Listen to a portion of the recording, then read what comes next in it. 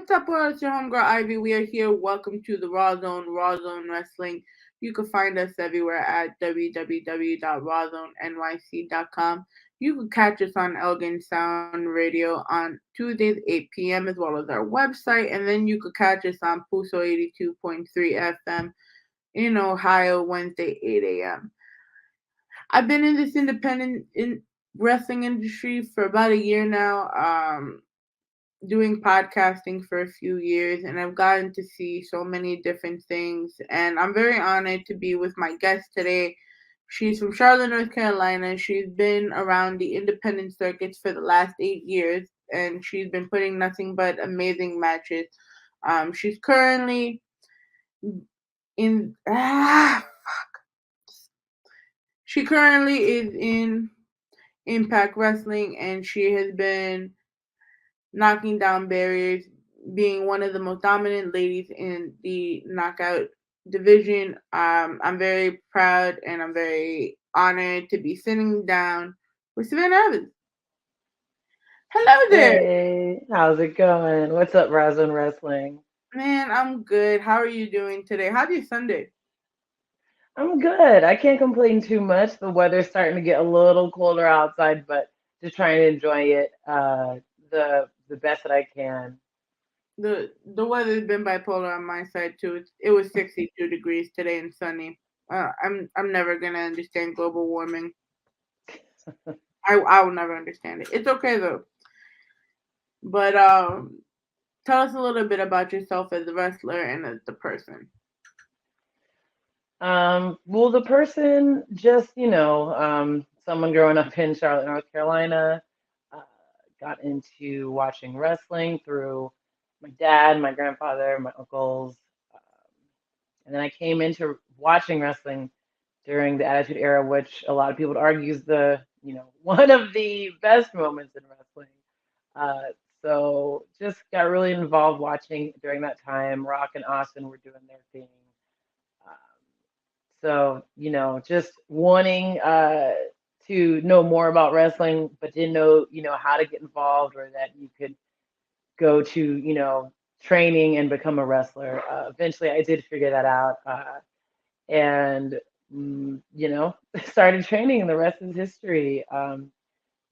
Savannah, the wrestler, is just your typical badass. You know what I mean? A lot of people use the words like Amazon, stuff like that for me, which is great. I feel like I do kind of embody that, and you know, just ready to see what comes for Savannah Evans. So you were we were talking about before how you were part of the High Spots Pro Wrestling School and you were trained by Cedrick Alexander. What has that taught you? Being that you were saying he was such a hybrid wrestler. Learning from what was learning from him like? Yeah, yeah. So I came into training at the High Spots Training School. The head trainer is George South, and then also at the time was Caleb Conley. Later on, Cedric Alexander did hit his own night of training as well. So definitely, training under those guys, especially Cedric was really good. Cedric got his, like I said, his own night of training, and it was just shortly thereafter he was picked up by WWE. So, getting to learn from all those guys was great. Just they each bring something different to training. Whether it's psychology or drills, movement, stuff like that. They all kind of bring something different. So it was great to learn from such a wide group of individuals like that. What is the process of training like? Oh, I mean, I think for every schools are really different now, and like each place kind of has their own thing. But when I started training, it was obviously first you learn how to bump. You learn your basics, your mechanics, because without that you have nothing else. Then you learn your moves after that, psychology, promo work, that kind of thing. But it's to me, it's the little things in between that are really very crucial to me too. Learning how to deal with things in the business, learning how to um, kind of be hard to certain things in the business because it is tough and it will kind of break you down if you let it. So more than, like I said, more than just the moves and psychology, learning that stuff as well was very, developmental for me as well. Have you ever had moments you actually wanted to stop wrestling? Yeah. And if any wrestler says they haven't, then they haven't really they haven't really, gotten deep into training that way. But yeah, you do have those moments where you're like, why? Why do I put myself through this? Describe the most challenging thing for you as you progress through your journey. I don't know that I could really pinpoint one exact thing to dwell on, but just overall, like there's always going to be an obstacle in your way, whether it's put there, by yourself or by someone else or some type of limitation. There's always obstacles to get over, and as long as you keep pushing, you'll. I am a strong believer that you eventually get where you need to be. So, a lot of people talk about in the industry, especially with pro wrestling, that the people that get the push is the one that makes the most like commotion, the most dollars. Um, what from what you've seen, do you find that true? I think it's kind of hard to answer, because I always say everyone's journey is different. There is a certain, you think there's a certain way to approach about getting this, getting that, getting the other. But I think everyone's kind of different. Something that works for one person might not work for the other person. Um, it really just depends. We talked about before the or as well as the hate on social media, right? Being that you are known as the cannibal, first of all, how did you end up getting that name? And two, how has the crowd responded to you, both in person and social media?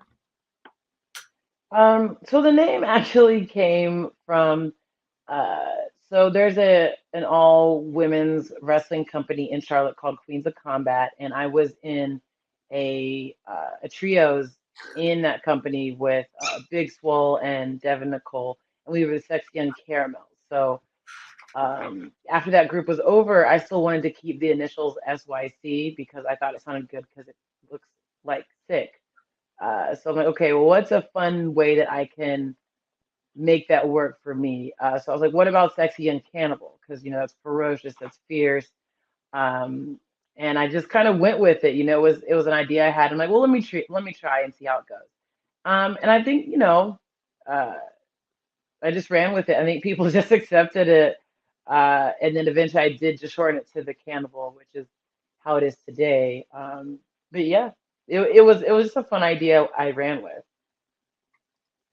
What is the now that you've been involved in your wrestling scene in your hometown? What is it like as compared to being in New York? Oh man, Charlotte compared to New York. Uh, I think it also depends on where in New York you are. I always feel like the crowd is. It depends. Sometimes they're a little bit harder to win over, but sometimes it's not so much. Like uh, this past month for We Are Wrestling, a lot of kids in the crowd, and of course, kids are my favorite to perform in front of because they just enjoy the entertainment aspect of it. They're not analyzing anything. They're just like, oh, this is fun, and they give it to you. You get to hear their reaction and everything. So I really enjoy that. Charlotte is a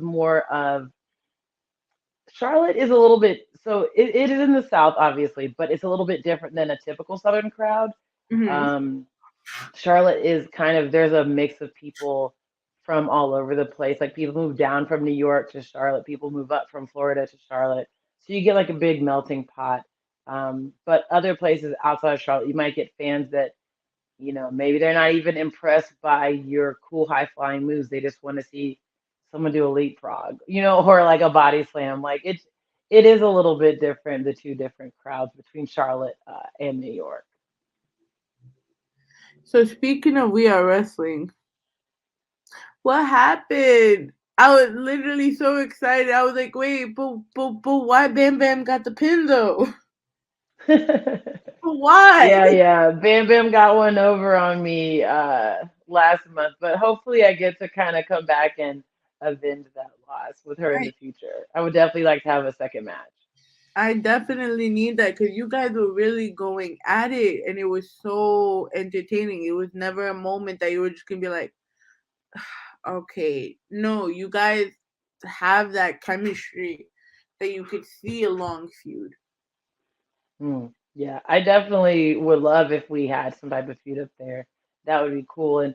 And you're right. I felt like there was a lot of good chemistry for, especially for our first time wrestling. What is your thought process like before going into the match? Oh, um, I think that kind of varies. A lot of people like to put music, put their headphones in and kind of listen to music to kind of calm and debrief themselves before they go out. But I kind of like to just be in that moment before I go out. And I know, what needs to be done. I know the crowd's going to give me what they're going to give me. And I just try to be in the moment. I try to, get in my zone for me before I go out there. So I know this is gonna sound like a silly question, but are you a Weekend fan? Oh, the artist, the music artist? Yes. Yeah. I really enjoy the weekend. Because while doing my research, I saw that one of your entrances was "Life of the Party," and I'm like, because I love the Weekend so much, I've literally I spent the beginning of his career probably chasing and obsessing over him more than I should have. Um, so when I saw that, I was like, but that makes sense. Yeah. He's an amazing artist, definitely. I appreciate him for sure. So, what do you feel like has been the highlight of your career thus far? We know it's still in the beginning stages, but everyone still has their one that really just takes it for them. Highlights of my career. There's definitely, a few. A recent memory, it was definitely wrestling Mickey James last year. That was very, that was cool for me. Someone that you once, just watched on TV and now you're in the ring with them. Like that was cool. Winning Monsters Ball last year was really cool as well at Impact. Debuting for Impact was great. All of my firsts I really enjoy, being, you know, the first ever PWX Pure Champion, or sorry, the first female PWX Pure Champion. Like that's cool to me, stuff like that. What do you want to leave for people on- once you're done? Excuse me. What's one thing you want your audience to leave with at the end of a match? I think just with the feeling, like you explained earlier, just, oh, that person's a badass, and oh, I was not, uh, I was entertained the entire time they were out there. I was really enthralled in what they were doing.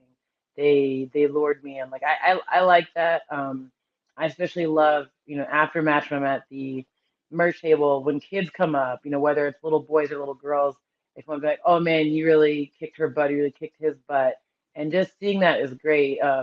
Especially from the little girls, seeing them light up and talking to them. That's what I love. What do you do to keep yourself emotionally in the game? Like outside of, wrestling. Like we mental health has become such an important topic nowadays. Um and having a support system. What has your support system been like through this journey? You said through recently? I didn't hear the very end of what you said. So I said like through your journey. Through my journey. Okay. Um, support systems are really important. So a lot of the guys that I train with, they're going through similar things inside of wrestling, as me, um, similar conflicts.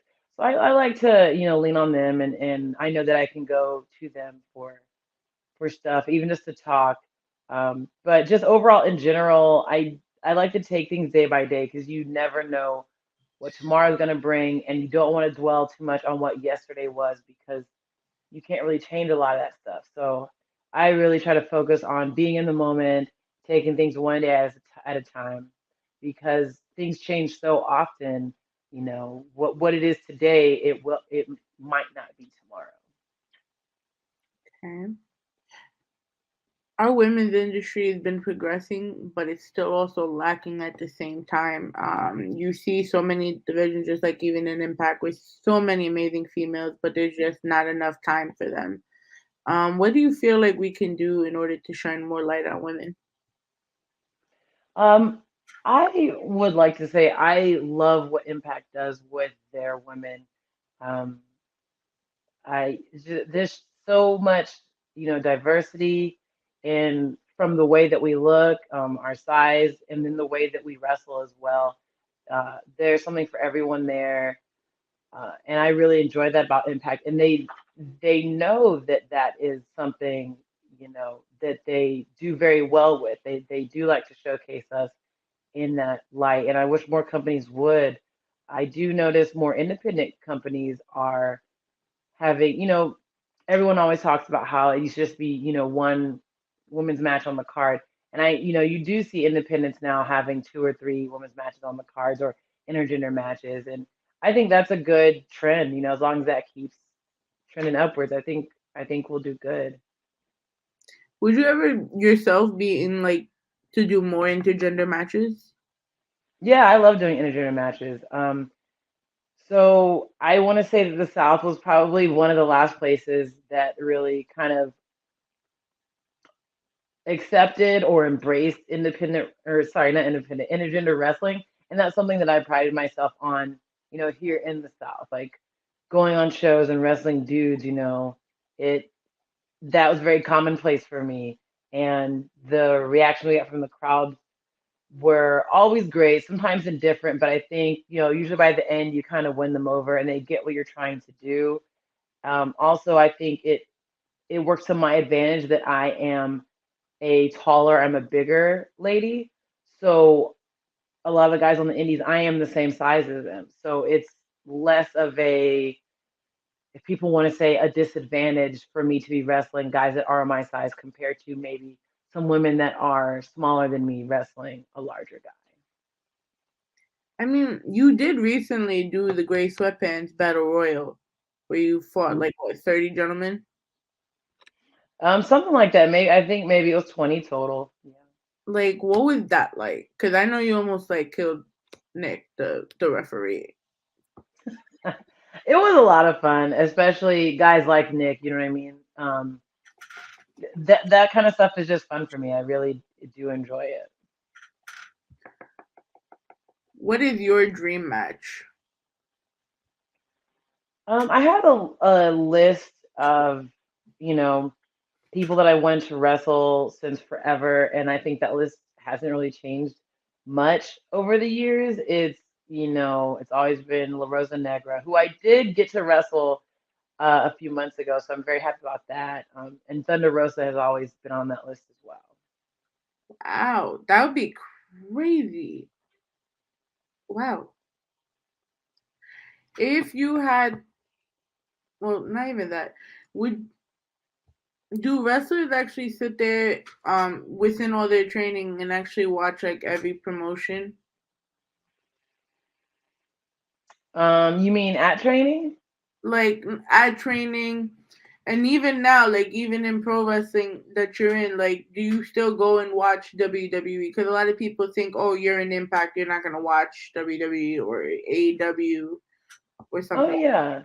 I think it's a great deal, a great number of wrestlers that watch other products, um, whether it's just to enjoy or whether to grab inspiration or to support their friends. Um, Most wrestlers try to watch as much wrestling as they can. Do you ever feel like it's just too much wrestling? Oh, well, you can never watch all of it because there is so much out there. Um, but I just try to to watch what I can when I have free time. So what's on your top watch list? Because since there's so many things, right? You could even say like just from the documentaries, there's so much for you to watch. What would be your top go tos?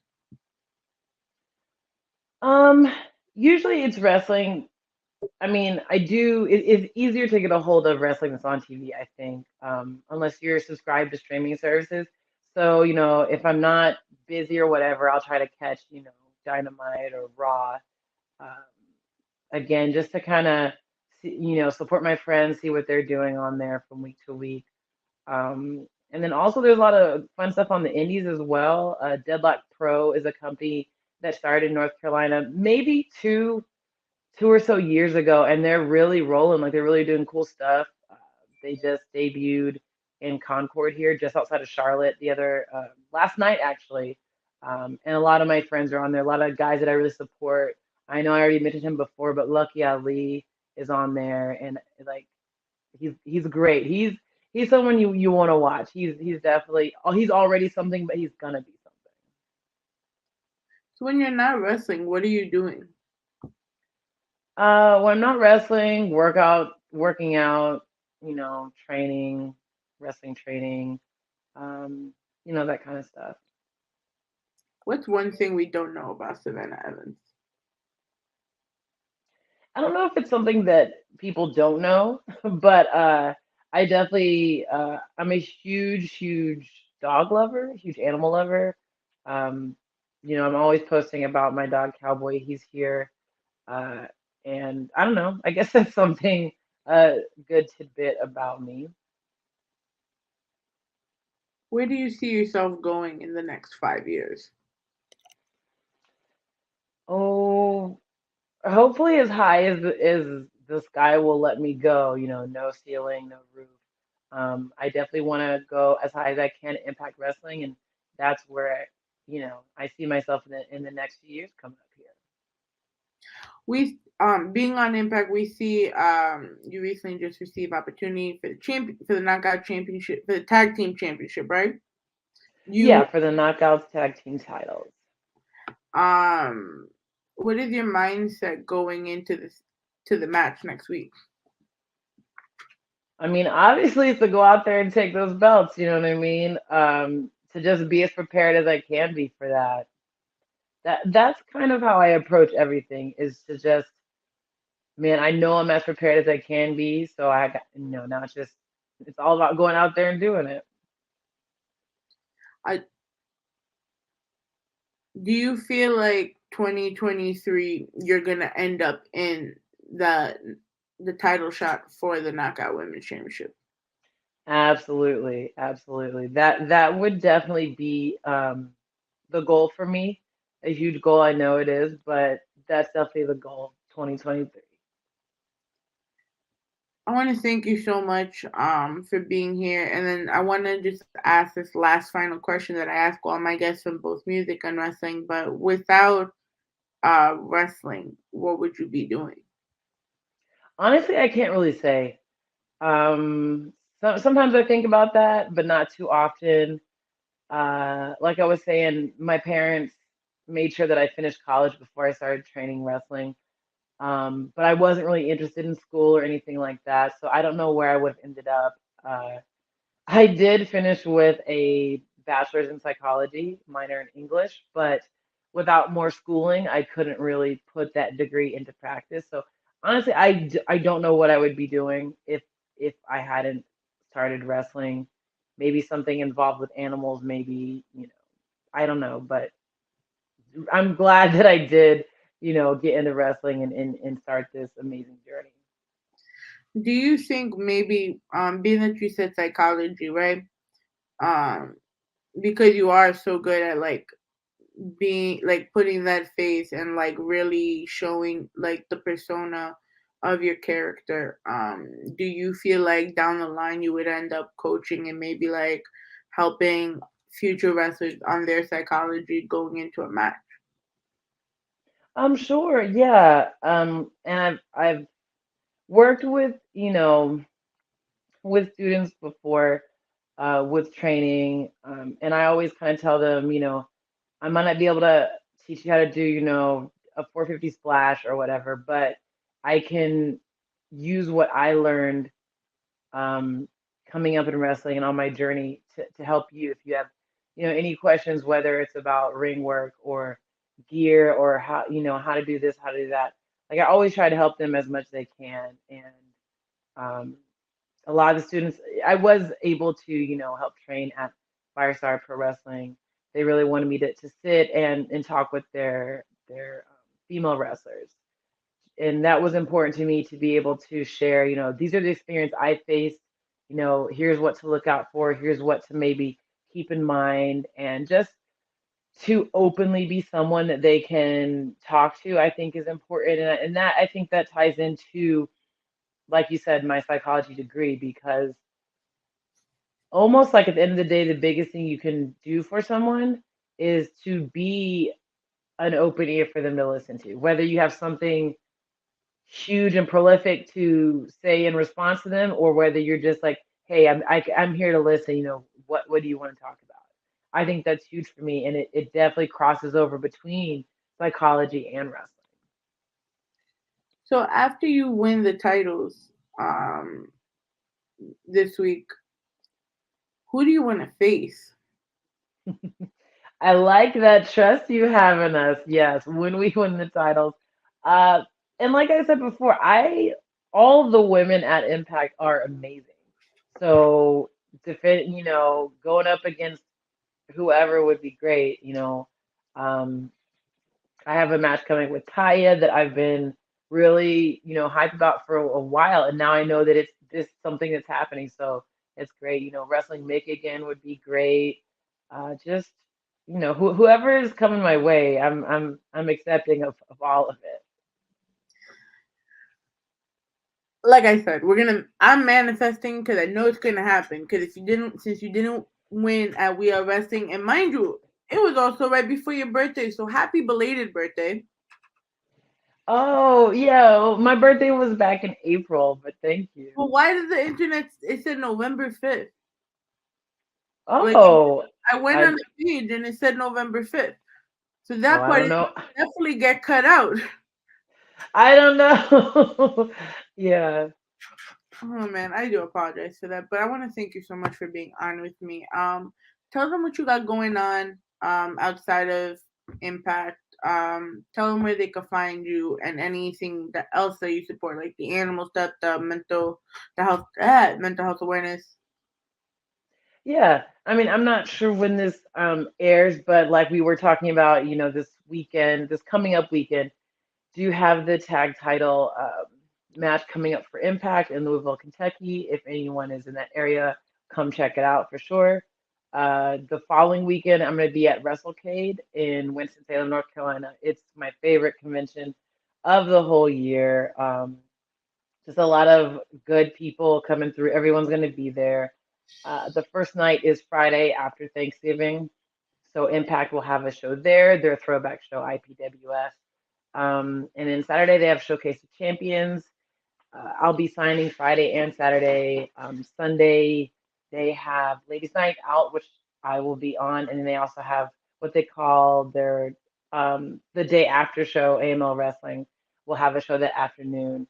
So, but that afternoon, after Ladies Night Out, I will go to the Dorton Arena in Raleigh for big time wrestling. So if you're in that area, check that out as well. And just, a lot of cool stuff coming up. You can always kind of take a look at what I have coming up, what I'm doing next on my social media.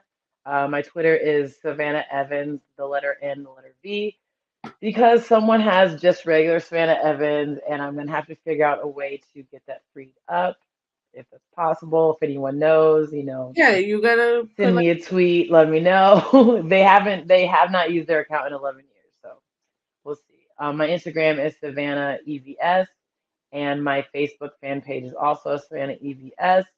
All the links and bios for my merch store and all that kind of stuff. So check it out. well, I definitely think we could talk about that off the air, and I think I might be able to help you with that. But in the meantime, it is your home, Gravy. I do thank you so much for being on the show. We will get this out as soon as possible. That way, when you become the champion, I said it right here. You know, You can find us everywhere at www.rawrzonenyc.com. You could check me out on What's SmackDown on SmackDown with the boys at Ramblemania on the Ramblemania channel, as well as on Twitch, Spotify, and all streaming platforms.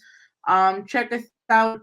We have more content. We have our recap of We Are Wrestling coming up soon. I am once again, thank you so much, Savannah, and we are out.